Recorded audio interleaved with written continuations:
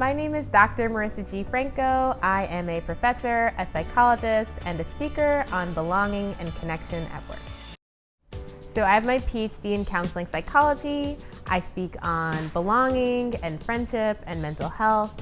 I am writing a book on how to make and keep friends as an adult. It's going to be published with Penguin Random House in fall 2022. I've been a featured psychologist in a number of major publications that you may have heard of, like the New York Times, the Chicago Tribune, the Telegraph, and HuffPost.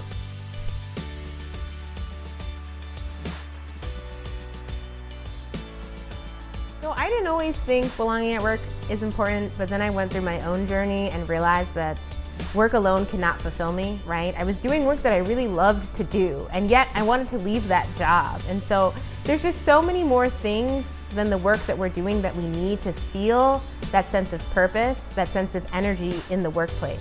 And so as I started to delve deep into the research on belonging at work, I began to read all these studies that said things like, people that do feel that belonging at work, they're more creative, they're more innovative, they're less likely to burn out, they're more likely to stay on the job.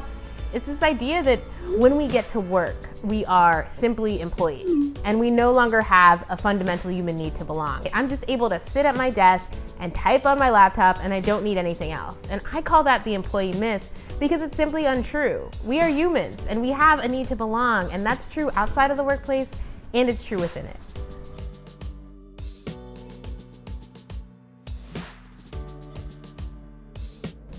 Obviously, all of us need connection, but the issue is that it's also one of the scariest things we can engage in. Like putting ourselves out there, we're so afraid of rejection.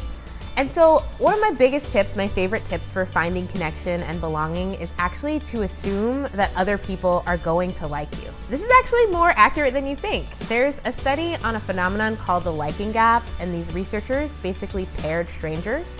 And afterwards, they asked the strangers, hey, how much do you like each other? And the researchers actually found that people tended to underestimate how liked they were. So this study sort of suggests that we're way less likely to be rejected than we think we are.